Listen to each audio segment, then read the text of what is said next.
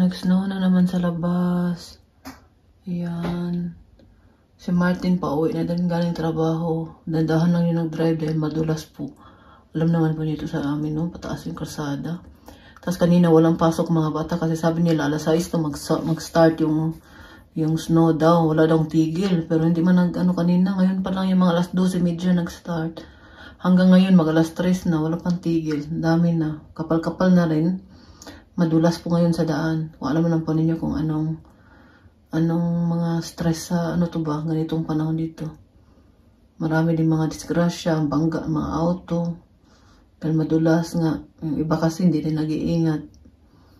Kahit madulas na yung daan, mabilis pa rin yung takbo. Kaya nag-warning talaga itong mga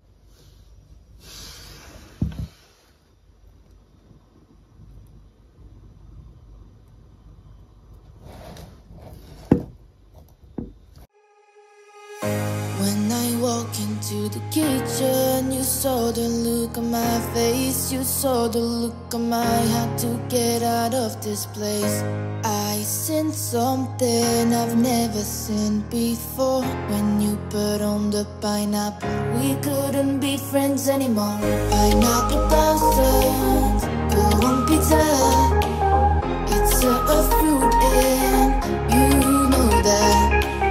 Pineapple thousands, go on pizza.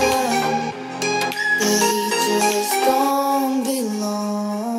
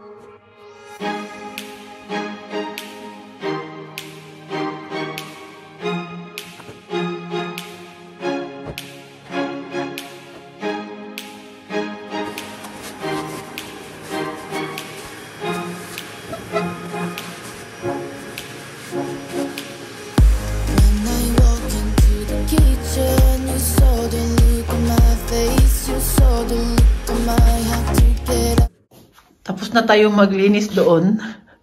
Dito naman tayo sa labahan. Kailangan ko na to siyang tanggalin dahil mga tuyo na to.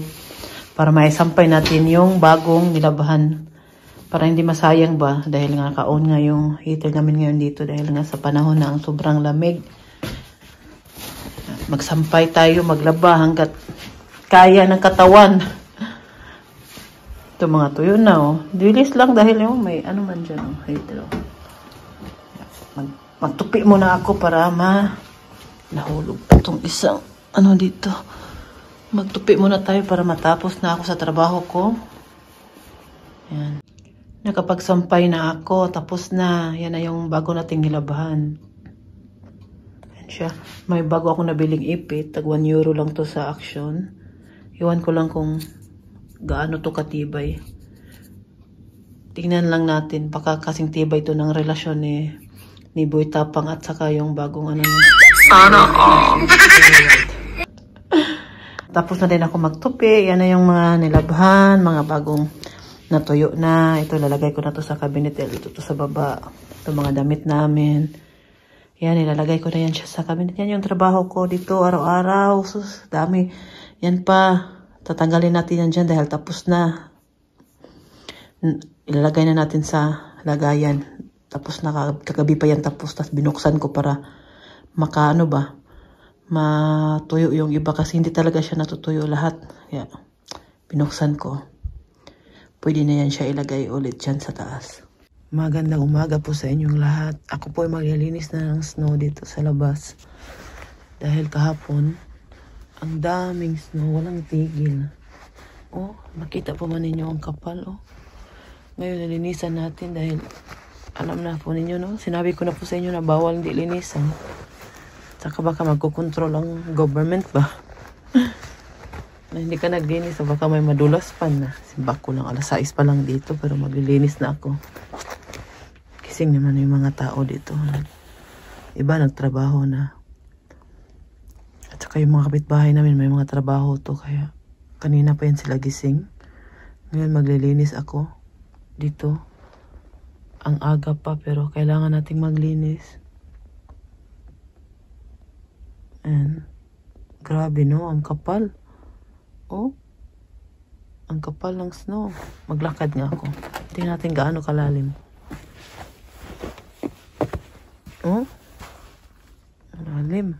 Yung ganyan na, yun na linisan natin. Yung daan puno pa rin ng snow. Nag-snow na naman oh. Nag-start na naman siya mag-snow. Okay lang, at least nalinisan natin dito. Lagyan natin ng asin. Dito naman na side. Tingnan po nyo, ganyan po kakapal ang snow. Dumaan si Martin dyan kanina. Matrabaho na. O, diba? Ngayon, nag-snow na naman siya. Nandito na si Martin. Naghiwa ng kanyang sili. Lalagay niya dito sa kanyang wraps. Ito yung pagkain ni Martin ngayon. Lagyan na yung sili.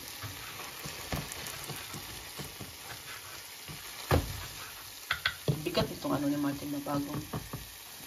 This is Ben, eh? Yeah. Bigat itong kawali na niregalo ko sa kanya. May appointment kami sa doktor ni Oma. Kami dalawa ni Martin papunta doon. Kausapin namin ng doktor.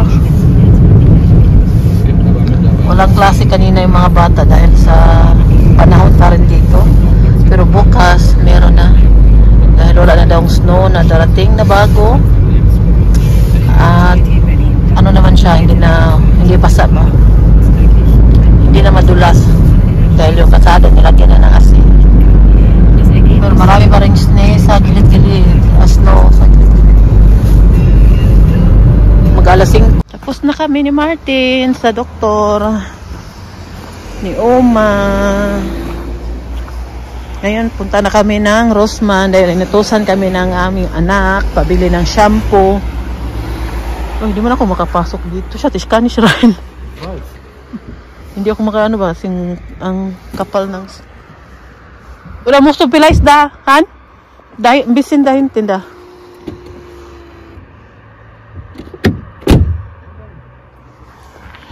Dito ako magantay dahil may, ano ba, oh, makapal yung snow. Hindi ko makadaan.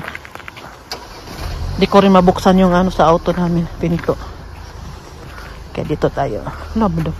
Madulas dito, ginuko lo. Pati dito sa city, oh. Grabe ang ano dito. Madaming ano, snow. Pabalik na kami sa auto namin. Tapos na kami mag-grocery sa Rossmann. Madami-dami itong binili namin ngayon, oh. Lahat ay gamit sa bahay, mga shampoo, panglaba.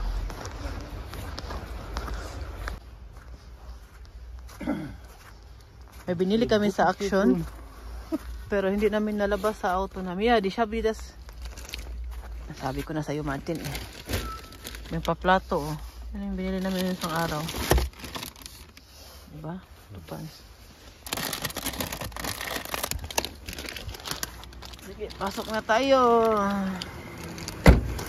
Hindi na naman ako makadaan. Uy, kadaghan ba yan? Ano? Punta muna kami sa HIT dahil meron kaming bibili na pagkain ni Oma. So, lamig, eh.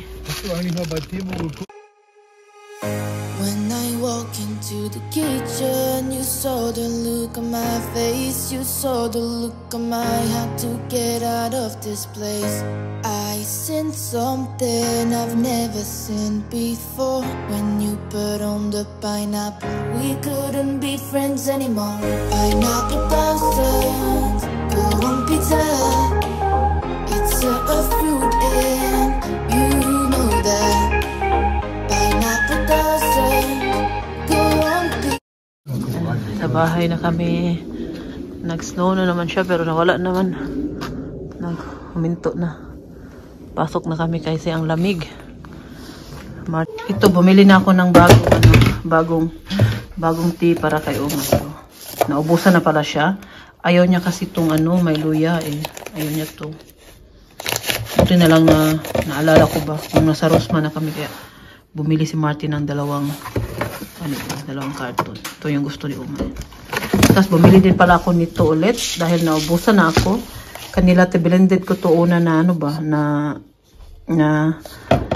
nung pumunta kami sa kanilang, tagal-tagal na, siguro 1 year na. Nabanguhan ako sa amoy ng kanilang kumot. Tapos tinanong ko si Angus nung time na kung anong gamit nilang sabon. Sabi niya, ano daw to? Ito daw yung ginamit niya sa labahan. Para siyang downy sa atin. Pero, siya, ganyan siya kaliit. Nailagay mo sa ganyan. Perfume siya. Veshe perfume. Magandang umaga po sa inyong lahat. Hinihintay namin yung maghatid sa amin. -4 po tayo ngayon dito sa labas. Ang lamig. Grabe, ang tagal. 7:30. Normally po, pag naglakad kami, normally pag naglakad kami, dito kami dadaan sa baba. Ngayon, tingnan po ninyo. Pakita ko po sa inyo yung daan dito sa amin ngayon. Medyo madulas siya. Nilagyan man to ng asin kahapon. Pero kahit na madulas. Buti na lang talaga tumawag kami ng taxi kahapon. Nagpa-reserva kami. Dahil feel ko madulas talaga siya. Yung daanan namin pababa, ang daming snow. At puti lahat. Kaya hindi kami naglakad. Takot talaga ako maglakad sa madilim ba. Lalo pag hindi pa nilinisan yung kalsada dito. Kahapon nilinisan na yan. Lagyan na yan ng asin ngayon. Tumigas na naman siya. Madulas na naman. Hintay lang namin dito.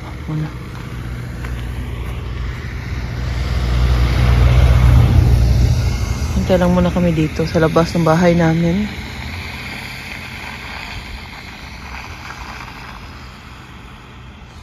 Ang auto naka-burn na sa sa snow.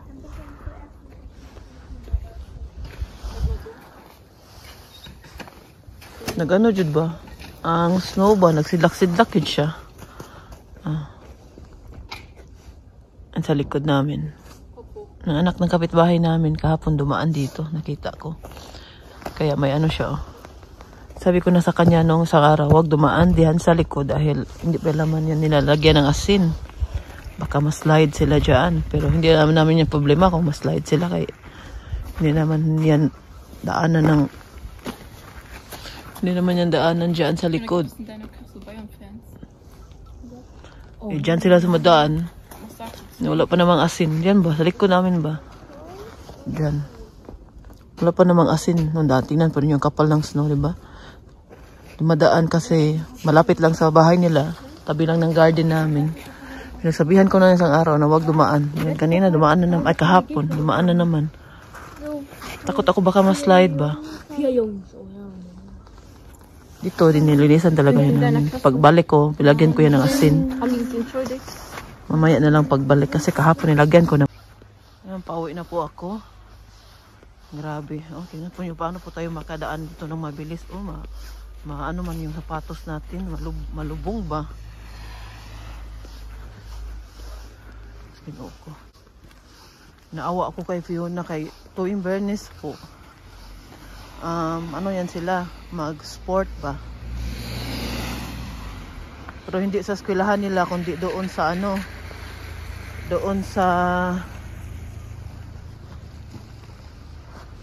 gym ba, malapit sa eskwelahan nila ngayon.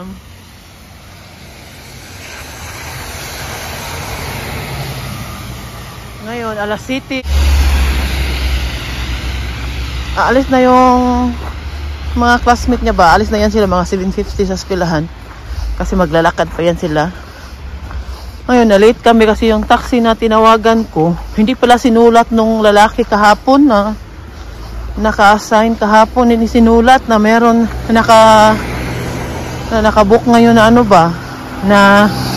taxi, 7:30. Hindi sinulat. Kaya tumawagan ko, akala ko na late lang dahil nga sa panahon ngayon na daming snow ba. Tinawagan ko na. Ayun, sabi, wala naman daw nakasulat doon na 7:30. Buti na lang, meron pang merong bakante. Pero na-late na nga si Fiona dahil hindi pa naman as in late, no? Pero tuwing Bernis kasi, maaga yan sila alis doon sa nila dahil nga hindi sila sa eskwelahan mag-sport doon sa sa gym. Kaya kailangan nilang maaga-aga umalis doon. Si Fiona, nag-alala na yan kanina dahil nga taxi ang tagal. Baka malate daw siya. Ayun, siya lang mag-isa doon sa classroom nila. Kawawa naman yung anak ko. Siya lang mag-isa doon. Hindi ko alam kung ilang oras yun babalik. 2 oras siguro sila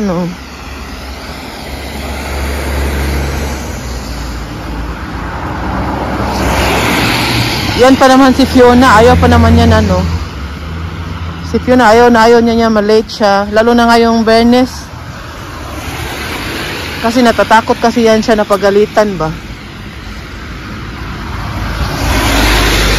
Ang linis naman ang daanan dito. Talaga, walang snow at hindi madulas. Grabe yung linis sila dito Ngayon po, na-late si Fiona. Pero sige lang dahil nasa loob man siya. Hindi naman malamig doon. Kaya lang, siya lang mag-isa baka matakot yun ba na pagalitan. Kasi first time yan nangyari na siya. Kung wala lang hindi lang nag-snow ngayon. Kanina pa kami naglalakad naman kami palagi. Nabili ko na yung resita ni Oma. Ayun, pauwi na ako. Sana hindi madulas yung daan pataas sa amin ba.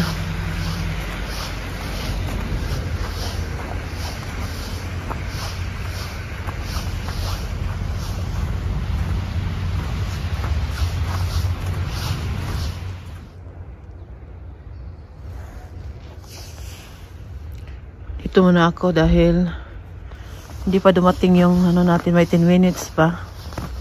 Lakad-lakad muna tayo dito.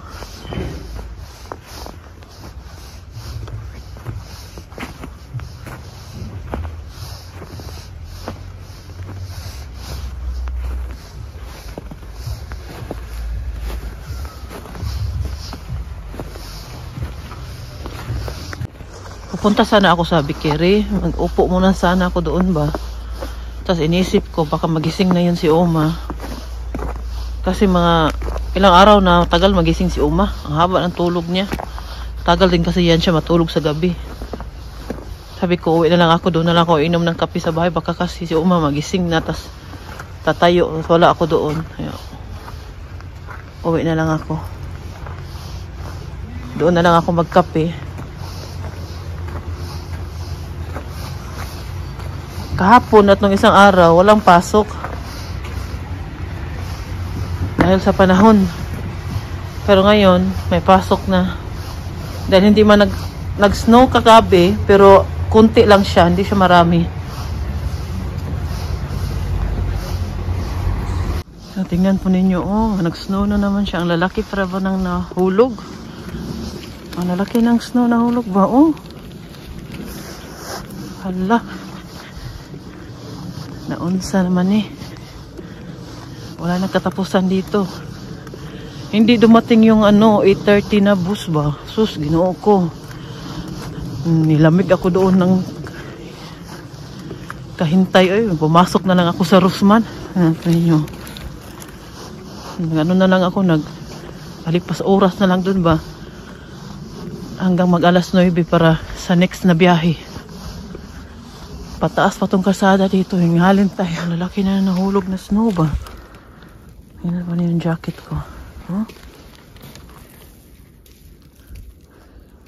Yan po siya. Naunsa naman yung panahon Magkuha pa naman ako kay Fiona. Maya-maya.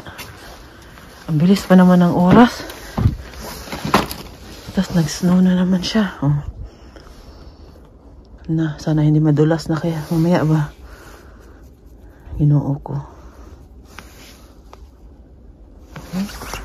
Okay. Dumami talaga siya.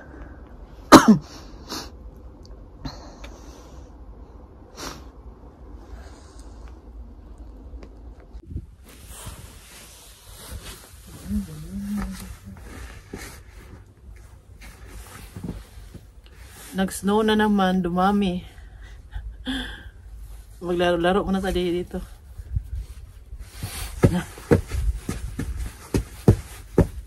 Magpala tayo sa snow.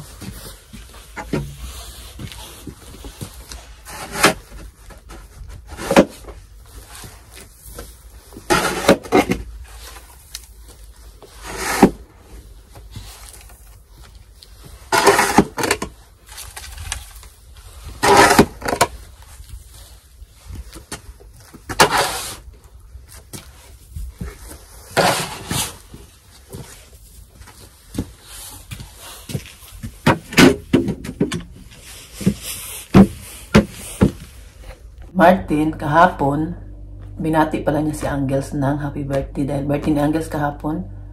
At sandali lang silang nag-uusap.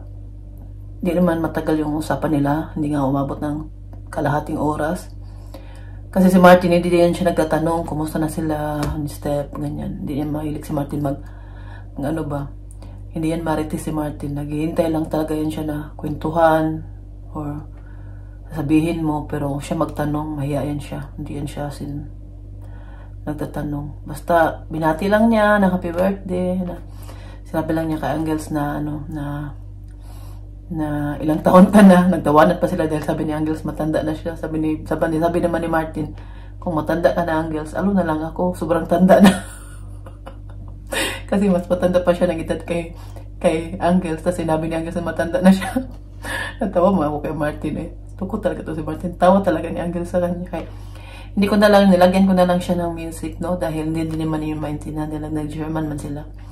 Kaya yun lang po. At maraming salamat po sa iyong panonood. Sa palaging, sa walang sawang suporta po sa akin. Mag-iingat po kayo palagi. Bye!